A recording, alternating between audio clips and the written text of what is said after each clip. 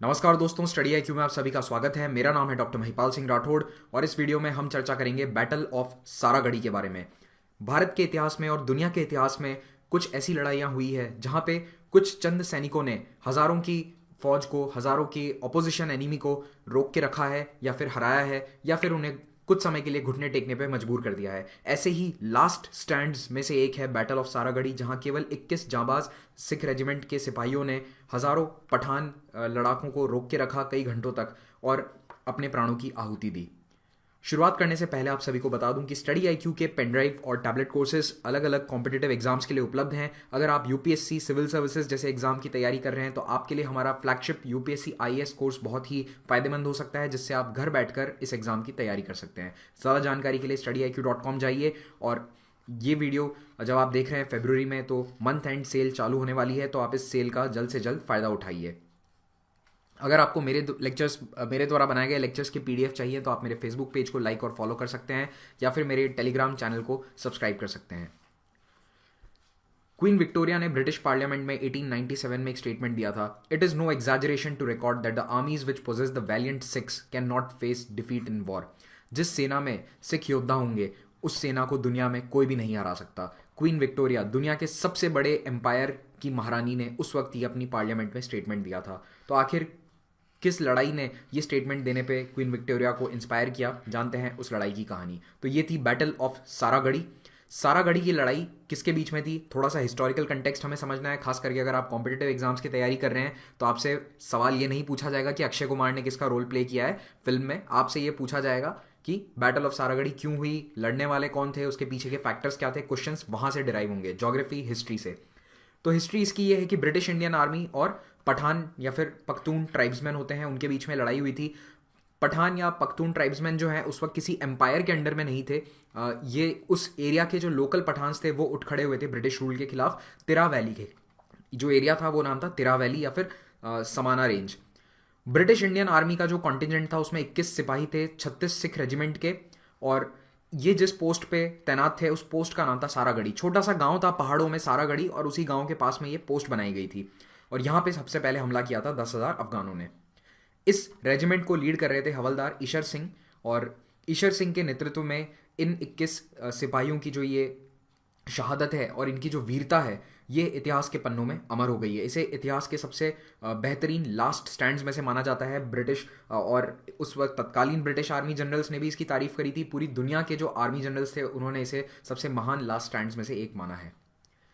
तो सबसे पहले जानते हैं कि आखिर अफगान ब्रिटिशर्स के खिलाफ क्यों उठ खड़े हुए, जबकि कुछ ही साल पहले, उस वक्त से कुछ साल पहले ही सेकेंड अफगान वॉर हुआ था जिसमें ब्रिटेन की जीत हुई थी। ट्रीटी ऑफ गंदमक साइन हुई थी। ये सब डिटेल्स जो है मैं आपको अब इसकी पूरी हिस्ट्री नहीं बता सकता यहाँ पे इस वीडियो के अंदर कि फर्स्ट अफगान वॉर में कौन जीता, सेकंड में कौन जीता, थर्ड में कौन। जो ब्रिटिश इंडिया से रिलेटेड इसकी हिस्ट्री है वो आपको हमारे UPSC पेनड्राइव कोर्स में जानने को मिल जाएगी। तो सेकंड अफगान वॉर हुआ था 1878 और 1880 के बीच में। इसमें अफगान हार गए थे, बस आप अभी इतना याद रखो, अफगान हार गए। और उन्होंने नॉर्थ वेस्ट फ्रंटियर प्रोविंस के एरिया और क्वेटा जो आज के बलूचिस्तान का कैपिटल है वो ब्रिटिशर्स को दे दिया था। कुल मिला के जो पाकिस्तान अफगानिस्तान का बॉर्डर एरियाज हैं वो किसे मिल गए थे, ब्रिटिश इंडिया को। लेकिन जो अफगान ट्राइब्स हैं सबको ये परमिशन मिली थी कि अपना अंदरूनी रूल है, उनके जो लोकल रीति रिवाज हैं उन पे कोई छेड़छाड़ नहीं होगी। जो उनका इंटरनल जस्टिस सिस्टम है, रूल है, कानून है, वो सभी फॉलो कर सकते हैं। ब्रिटिशर्स केवल फॉरेन रिलेशंस अपने हाथ में लेंगे। और फॉरेन रिलेशंस हाथ में लेने के पीछे का कारण क्या था, रशिया। उस वक्त लेट 19th सेंचुरी में रशिया और UK के बीच में चल रहा था ग्रेट गेम जो है, इसके तहत दोनों सेंट्रल एशिया में पावरफुल होने की कोशिश कर रहे थे। और इसीलिए ब्रिटिश चाहते थे कि जैसे भी हो, जिस भी परिस्थिति में हो, हमें अफगानिस्तान का कंट्रोल मिल जाए। तो वो तो इतने में ही खुश थे कि हमें फॉरेन रिलेशंस अफगानिस्तान के अपने हाथ में मिल गए हैं। इंटरनल रूल चाहे ट्राइब्समैन चाहे पठान पख्तून अपना चलाएं, हमें कोई आपत्ति नहीं है। लेकिन इससे आपत्ति किसे थी, जो आज का खैबर पख्तूनख्वा है, ये पाकिस्तान का प्रोविंस है, KPK इसे पाकिस्तान में एब्रीविएट किया जाता है। खैबर पख्तूनख्वा रफली ये एरिया है खैबर पख्तूनख्वा का, और इसके नीचे ये है बलूचिस्तान। तो ये जो पूरा एरिया है ये पख्तून या पश्तून ट्राइब्समैन से डोमिनेटेड है। तो इस एरिया के जो पश्तून थे, जो बॉर्डर एरियाज थे, यानी देखो ये वाला जो पंजाब है, जो उस वक्त का ब्रिटिश पंजाब था, जो आज का पाकिस्तान का पंजाब है, ये तो कंप्लीटली ब्रिटिश रूल के अंडर था। तो नया नया रूल जो पठानों के ऊपर ब्रिटिशर्स का आया, तो उन्हें इस एरिया के जो बॉर्डर के पठान थे उन्हें ये पसंद नहीं आया। उन्होंने कहा कि अचानक से ये ब्रिटिश कहाँ से आ गए। तो कुछ साल तो शांति बनी रही, लेकिन लगातार जो कारवान आते थे काबुल से, जो ट्रेडर्स आते थे लाहौर की तरफ, जो खैबर पास के थ्रू रास्ता था उस पर अटैक्स होते रहते थे, और रुक रुक कर पठान जो हैं छोटे मोटे हमले करते रहते थे, या तो ब्रिटिश आर्मी के आउटपोस्ट पे या फिर जो ब्रिटिश ट्रेड है उस पर हमला होता रहता था। डुरैंड लाइन जो है ये भी उस सेकेंड अफगान वॉर के बाद बनाई गई थी। उसमें तय हुआ था कि बाउंड्री डिसाइड करी जाएगी, तो कुछ सालों बाद एक कमीशन बैठा और 1893 में डुरैंड लाइन बनाई, जो आज भी अफगानिस्तान और पाकिस्तान का बॉर्डर है। ये जो लाल रंग की बाउंड्री आप देख रहे हैं, इसके बीच, इसको लेकर आज भी अफगानिस्तान पाकिस्तान के बीच में बहुत झगड़ा रहता है कि इसे बॉर्डर माना जाए या नहीं, क्योंकि जो लोकल पठान है वो तो इसे बॉर्डर मानते ही नहीं है। उन्होंने कहा ये तो आर्टिफिशियल बाउंड्री है, क्योंकि अफगानिस्तान में भी पठान है और पाकिस्तान में भी पठान है, तो उन्होंने कहा कि ये तो अननेचुरल बाउंड्री है, इसकी कोई जोग्राफिक वैल्यू नहीं है और हिस्टोरिकल वैल्यू नहीं है, ये तो केवल अंग्रेजों ने मैप पे लाइन ड्रॉ कर दी थी। कहीं ना कहीं उनका कहना सही है, लेकिन अब आज पाकिस्तान और अफगानिस्तान दो मॉडर्न डे स्टेट्स हैं और दोनों अपनी अपनी सॉवरेंटी अपने एरियाज में चलाते हैं। एनीवेज, आगे बढ़ते हैं। इसी मैप को मैं थोड़ा सा जूम करके आपको बता रहा हूँ। देखो ये है काबुल, तो काबुल और उसके आगे वाले एरियाज पे तो जो इंटरनल कंट्रोल था वो पूरी तरह से किसका था, जो अमीर थे, अफगानिस्तान का अमीर था उसका कंट्रोल था। लेकिन अब ये जो बॉर्डर एरिया है, खास करके खैबर के आसपास, खैबर दर्रा आपने नाम सुना होगा न्यूज़ में, पाकिस्तान अफगानिस्तान को कनेक्ट करने वाले सबसे इंपॉर्टेंट पासेस में से एक है खैबर पास। इस खैबर पास से थोड़ा सा नीचे आ जाएंगे तो यहाँ पे है कोहाट। कोहाट एजेंसी आज इस एरिया को कहते हैं। बस इसी से कुछ 100 किलोमीटर की दूरी पे एक एरिया है जिसे हम कहते हैं समाना रेंज। समाना रेंज या फिर जो समाना के पहाड़ हैं, वो लगभग ये जो मैं लाल निशान बना रहा हूँ यहाँ पे आपको देखने को मिलेंगे। आपको मैं एक बार मैप्स में भी दिखा देता हूँ। तो ये है भारत पाकिस्तान अफगानिस्तान का एरिया जो आप देख रहे हैं। अगर हम जूम करते जाएंगे तो आप देखेंगे ये है पेशावर। यहाँ पे आपको पेशावर देखने को मिलेगा माउस पॉइंटर के पास में, और यहाँ पे आप देखेंगे कोहाट। और कोहाट से थोड़ा सा पश्चिम की ओर जाइए, ये रेंज जो आपको, ये वैली आपको दिख रही है, यही समाना रेंज है। और इसी वैली के ऊपर जो पहाड़ हैं, इस माउंटेन रेंज के अंदर ही ये सारे फोर्ट्स बनाए गए थे, अलग अलग किले बनाए गए थे ब्रिटिशर्स द्वारा इस एरिया को कंट्रोल करने के लिए, डोमिनेट करने के लिए। इस पॉलिसी को कि एनिमी एरिया के बॉर्डर एरियाज में जाकर किले बना लो और वहां जाकर जम जाओ, इसे कहते हैं फॉरवर्ड पॉलिसी, आगे बढ़कर बैठने की पॉलिसी। अगर आपको याद हो तो 1962 के इंडो चाइना वॉर में भारत ने भी पहले यही पॉलिसी अपनाई थी, फॉरवर्ड पॉलिसी। तो फॉरवर्ड पॉलिसी के तहत ही ब्रिटिश आर्मी जो है ये उन पहाड़ों पे जाकर पुराने किले रिपेयर करने लग गई या फिर नए किले बनाने लग गई। पुराने किले कौन से हैं, जो पंजाब में जो एम्पायर था, सिख एम्पायर, महाराजा रणजीत सिंह जी के समय का, उस एम्पायर ने भी वहाँ पे काफ़ी किले बनाए थे और उन्हीं किलों को रेनोवेट कराया गया। कई नए किले भी बनाए गए उस फ्रंटियर रीजन में, और इन्हीं किलों पे तैनात की गई एक स्पेशल रेजिमेंट, एक नई रेजिमेंट रेज करी गई। इसका नाम था 36th regiment of Bengal infantry. याद रखना, इन्फेंट्री थी बंगाल, ये सवाल आ सकता है। उस वक्त वो अलग इन्फेंट्री नहीं थी, बाद में इसे 36th इन्फेंट्री का नाम दे दिया गया था। पहले वो बंगाल इन्फेंट्री के अंदर एक नई रेजिमेंट रेज करी गई है, ठीक है, यानी कुछ हजार सैनिक नए बनाए गए हैं 36th रेजिमेंट में। तो 35th और 36 दोनों बनाई थी उस एरिया के लिए, लेकिन बैटल ऑफ सारागढ़ी में कौन सी रेजिमेंट थी, 36th, ये याद रखना, 36th regiment of Bengal infantry. कुछ साल बाद इसका नाम बदल के कर दिया गया सिख इन्फेंट्री। तो 1887 के अंदर ये रेजिमेंट बनाई गई। स्पेसिफिकली यही पर्पस था कि ये जो नॉर्थ वेस्ट फ्रंटियर है, जो पठान इलाका है, ट्राइबल एरिया है, वहाँ पे इन्हें तैनात किया जाएगा। तो ये इनकी स्पेशल ड्रेस थी, आप देख सकते हैं, स्पेशल टर्बन है, उसके ऊपर एक चक्र जैसा लगा हुआ है, और ये ब्रिटिश ऑफिसर्स हैं। ये रियल फोटो है उस समय की, जो 36 रेजिमेंट है वहाँ की। फिर आप थोड़ा सा लोकेशन देखिए सारागढ़ी का। तो मैंने आपको देखो बताया था कोहाट से कुछ 100 किलोमीटर इधर चले तो ये है समाना रेंज, और इसी समाना रेंज के अंदर किले बनाए गए थे। तो जो हमारे इंटरेस्ट का जो काम है वो है इस वक्त 3 फोर्ट्स पे, फोर्ट गुलिस्तान, फोर्ट लॉकहार्ट और फोर्ट सारागढ़ी। सारागढ़ी तो एक आउटपोस्ट थी, इसे किला कहना भी गलत होगा, मतलब छोटा सा आउटपोस्ट था ये सारागढ़ी गाँव में। तो मेन किले कौन से थे, फोर्ट गुलिस्तान और फोर्ट लॉकहार्ट। इन दोनों के बीच में 2.5 किलोमीटर की दूरी पे स्थित है सारागढ़ी। तो इसकी लोकेशन समझो आप। देखो, गुलिस्तान से अगर कोई इन्फॉर्मेशन फोर्ट लॉकहार्ट पहुंचानी है तो वो डायरेक्ट नहीं पहुंच सकती थी, वहां पे कोई टेलीफोन या टेलीग्राफ लाइन नहीं थी। अगर टेलीग्राफ लाइन बिछाते थे तो भी उसे जो लोकल पठान है वो काट देते थे। तो उन्होंने सारागढ़ी पोस्ट बनाई अंग्रेजों ने, और वहां पे मिरर से, कांच से सिग्नल होता था, धूप के माध्यम से सिग्नल होता था, यानी सन से सिग्नलिंग करी जाती थी, और सारागढ़ी मेनली एक सिग्नल पोस्ट थी। तो गुलिस्तान और लॉकहार्ट के बीच में कम्युनिकेशन बहुत महत्वपूर्ण था, और इसीलिए सारागढ़ी जैसी छोटे छोटे आउटपोस्ट बनाए गए थे। तो सारागढ़ी इकलौता पोस्ट नहीं था, इस तरह के कई पोस्ट पूरे पहाड़ों के अंदर बनाए गए थे। स्ट्रेंथ ऑफ सोल्जर्स, तो देखो गुलिस्तान और लॉकहार्ट में लगभग 170 के आसपास सैनिक थे, दोनों में 168, 175, और सारागढ़ी में केवल 21। ये सभी किसके थे, 36 सिख रेजिमेंट के। ये रियल फोटो है फोर्ट गुलिस्तान का। आप देख सकते हो पहाड़ी इलाका है, बिल्कुल वीरान सा इलाका है, पहाड़ी एरिया। और यहाँ पे फोर्ट के ऊंचाइयों पे पहाड़ की ऊंचाई पे फोर्ट बनाया गया है। तो ये थोड़ा सा बड़ा फोर्ट है, यहाँ पे लगभग 150 से 200 सैनिक तैनात रहते थे। और जो सारागढ़ी है वो तो एक केवल छोटा सा आउटपोस्ट था। ये भी फोर्ट गुलिस्तान का फोटो है, थोड़ा दूर से लिया गया है। तो इस फोर्ट को सिग्नल करना अगर दूसरे फोर्ट पर, तो सारागढ़ी आउटपोस्ट से करते थे। और ये है सारागढ़ी आउटपोस्ट। तो आप देख सकते हैं इसकी साइज थोड़ी छोटी है। ये फोटोग्राफ लिया गया था जब सारागढ़ी पोस्ट पूरी तरह से टूट चुकी थी, इस लड़ाई के बाद का फोटो है, ठीक है। लेकिन आप इससे साइज का अंदाजा लगा सकते हैं कि ये बहुत बड़ी आउटपोस्ट नहीं है सारागढ़ी।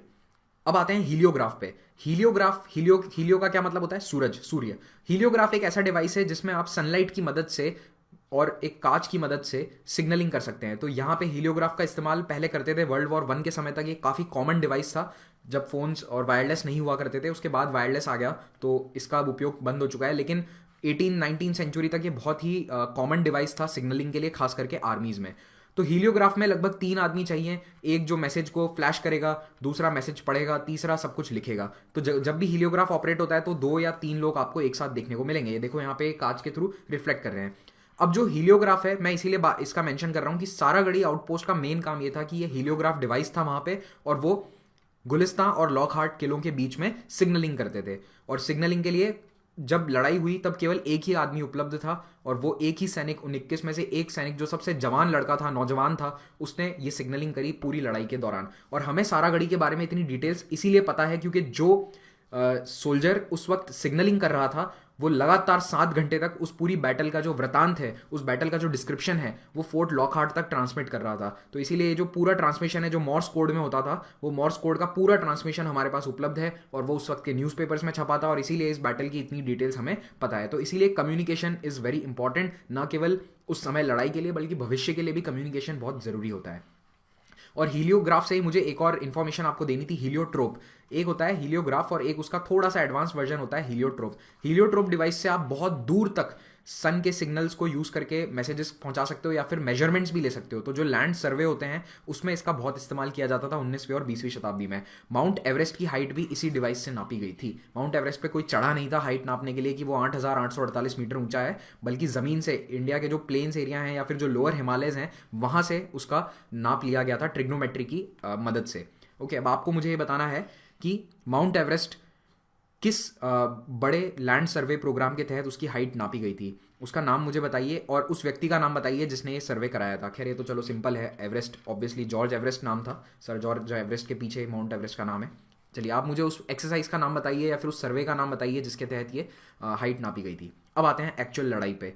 तो 12 सितंबर डेट है, 12 सितंबर 1897, 12 सितंबर 1897 को सारागढ़ी आउटपोस्ट पे अचानक देखने को मिलता है कि हजारों की संख्या में पठान और पख्तून ट्राइब्समैन चढ़ाई कर देते हैं फोर्ट सारागढ़ी के ऊपर और गुलिस्तान और लॉकहार्ट के ऊपर। तो सबसे पहले उन्होंने अपना टारगेट बनाया किसे?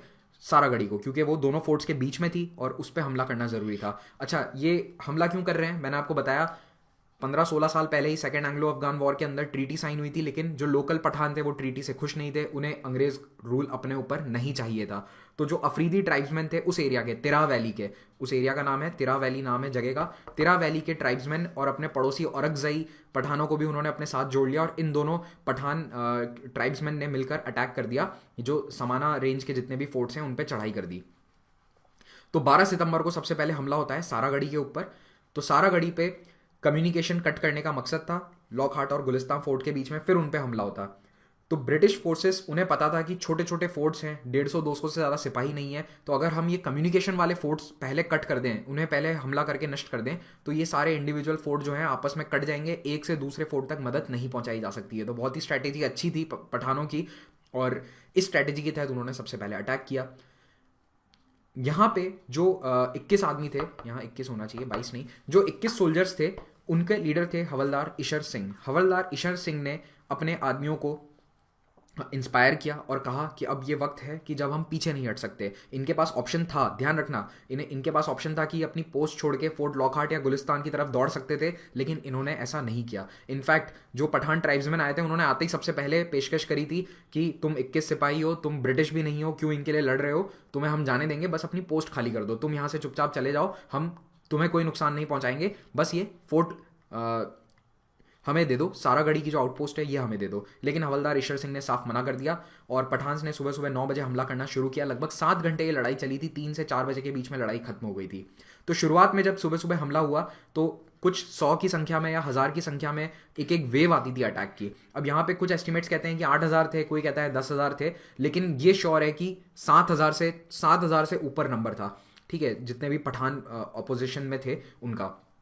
तो 21 वर्सेस 10,000, तो इसमें एक के बाद एक लगातार वेव आफ्टर वेव अटैक करते गए। लेकिन क्योंकि सारागढ़ी की पोस्ट पे जो सैनिक थे इनके पास राइफल्स थी, हथियार थे और ये हाइट पे थे, तो ये कंटिन्यूसली फायर कर रहे थे और जो भी आ रहा था उनको मारे जा रहे थे। यानी वेव आफ्टर वेव अटैक्स की आ रही थी और वो फेल हो रही थी। तो ये कुछ घंटों तक चलता रहा।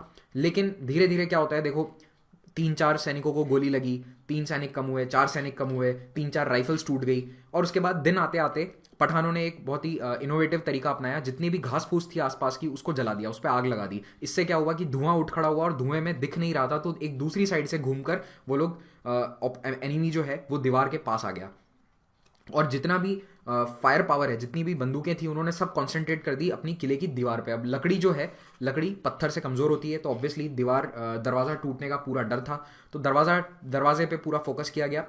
तो इस अटैक को रिपेल करने की पूरी कोशिश की, लेकिन आफ्टरनून यानी दिन आते आते जो वॉल्स हैं वो ब्रीच हो गई। तो वॉल ब्रीच हो गई, इसका मतलब कि दीवार कूद कर अंदर आ गए जो ऑपोजिशन वाले थे, एनिमीज थी। और इस वक्त हवलदार ईश्वर सिंह ने अपने आप को दरवाजे के पास खड़ा किया और अपने साथियों को कहा कि तुम अंदर जाओ, तुम पीछे जाओ, मैं यहाँ पे खड़ा होकर इन्हें रोकूंगा। और हवलदार ईश्वर सिंह अकेले कई 100 एनिमीज से, कई 100 पठानों से लोहा लेते हुए यहाँ पे वीरगति को प्राप्त हुए। तो ये लड़ाई चलती रही 3 बजे तक और 3 बजे तक ये एक दीवार भी ढह गई और ब्रीच कर दी गई वॉल को। और इस तरह से ईश्वर सिंह और उनके सैनिक और उनके जो साथी रेजिमेंट के सैनिक थे वो सभी हाथ से लड़ाई करते करते, जब उनकी राइफल्स टूट गई तो हैंड टू हैंड कॉम्बैट तक की नौबत आ गई, इसमें वीरगति को प्राप्त हुए। आखिरी जो व्यक्ति था जो बचा हुआ था वो था सिपाही गुरमुख सिंह। गुरमुख सिंह केवल 19 साल का था, सबसे नौजवान सिपाही था इस टुकड़ी का, और 3:30 बजे उसने अपना आखिरी मैसेज भेजा। याद रखना, जब ये लड़ाई चल रही थी तो कंटिन्यूसली 6 घंटे तक गुरमुख सिंह मैसेजेस भेज रहा था फोर्ट लॉकहार्ट पे। तो वहां पे उसने मैसेज भेजा, main gate breached down to 1, यानी वो इकलौता बचा है, मेन गेट ब्रीच हो चुका है, मुझे परमिशन दीजिए कि मैं अपने इस कम्युनिकेशन डिवाइस हीलियोग्राफ से हटूं और लड़ाई ज्वाइन करूं। वहां से ऑर्डर आया, परमिशन ग्रांटेड, और सिपाही गुरमुख सिंह अपने हीलियोग्राफ को डिसमेंटल करके राइफल लेके और कूद पड़ा उन दुश्मनों के बीच में। और ये पूरा नज़ारा वहाँ से टेलीस्कोप से नज़र आ रहा था फोर्ट लॉकहार्ट से। और फोर्ट लॉकहार्ट पे जो उस वक्त ऑब्जर्वर्स थे उन्होंने नोट किया कि गुरमुख सिंह खुद कम से कम 15-20 आदमियों को मारकर फिर वीरगति को प्राप्त हुआ। तो इन 21 शहीद सिपाहियों ने हालांकि अपनी जान की बलि दी, लेकिन सामने जो एनिमी है, शत्रु है, उसके भी 600 से 1000 सैनिकों को कम से कम मारा था। तो रेशियो बहुत हाई है। और सबसे बड़ी बात यह है कि जो पठान आर्मी का अटैक था वो पूरी तरह से फेल हो गया अपने ऑब्जेक्टिव में। ऑब्जेक्टिव क्या था? गुलिस्तान और लॉकहार्ट को जीतना, उसे नहीं जीत पाए। हाँ, सारागढ़ी जरूर जीत लिया, लेकिन उससे क्या होता है, अल्टीमेट टारगेट तो गुलिस्तान और लॉकहार्ट था। तो गुलिस्तान और लॉकहार्ट को टाइम मिल गया, 7-8 घंटे मिल गए, उन्होंने आगे से आगे मैसेज कन्वे किया, पीछे से री-इन्फोर्समेंट्स आ गए और अगले 2 दिन के अंदर अंदर ही पठान आर्मी को रिपेल कर दिया गया और 2 दिन बाद सारागढ़ी पोस्ट फिर से ब्रिटिश इंडियन आर्मी के कब्जे में थी। तो ये उस पोस्ट का फोटोग्राफ है जब वो पोस्ट फिर से ब्रिटिश इंडियन आर्मी ने जीत ली। इसमें आग लगा दी गई थी, पूरी दीवारें तोड़ दी गई थी और ये जो डैमेज है आप देख सकते हैं। ये पोस्ट इसी हालत में आज भी पाकिस्तान में वैसी की वैसी वहाँ पे देखने को मिल सकती है। तो इस वीरता को देखते हुए ब्रिटिश आर्मी ने इन सभी 21 सिपाहियों को इंडियन ऑर्डर ऑफ मेरिट का ऑनर दिया। ये उस वक्त हाईएस्ट गैलेंट्री अवार्ड था जो कोई भारतीय सैनिक जीत सकता था, यानी कोई भारतीय व्यक्ति, अंग्रेज नहीं, भारतीय व्यक्ति ब्रिटिश इंडियन आर्मी में जो उसे हाईएस्ट पॉसिबल अवार्ड दिया जा सकता था वो दिया गया। उस समय इसे विक्टोरिया क्रॉस का इक्विवेलेंट मान लो या आज के परमवीर चक्र के बराबर मान लो। तो जो ब्रिटिश ऑफिसर्स हैं उन्हें विक्टोरिया क्रॉस मिलता था और इंडियन सिपाहियों को इंडियन ऑर्डर ऑफ मेरिट। तो उन सभी 21 लोगों को ये अवार्ड दिया गया। और इस महान शहादत की याद में सारागढ़ी गुरुद्वारा बनवाया गया अमृतसर में 1902 में। ये गुरुद्वारा हरमिंदर साहब यानी गोल्डन टेम्पल के बिल्कुल साइड में है। तो गुरुद्वारा सारागढ़ी, और एक और गुरुद्वारा है फिरोजपुर में। फिरोजपुर में भी मेमोरियल बना हुआ है, गुरुद्वारा बना हुआ है। तो अगर आप कभी यहाँ जाते हैं तो ज़रूर इन प्लेसेस को विजिट कीजिएगा। 12 सितंबर पंजाब राज्य में आज एक हॉलीडे के रूप में मनाया जाता है, एक स्टेट हॉलीडे है 12 सितंबर सारागढ़ी को कमेमोरेट करने के लिए। और इसीलिए अब बॉलीवुड का भी इंटरेस्ट इसमें आ गया है, तो कई सारी फिल्में आने वाली है अगले एक साल में। जहाँ तक मुझे पता है 2 या 3 फिल्में आ रही है, और जिनमें से सबसे फेमस अक्षय कुमार द्वारा जो अक्षय कुमार जिसमें है वो वाली फिल्म है। तो आई होप आपको ये लेक्चर इंटरेस्टिंग लगा। Thank you for watching this. Have a great day.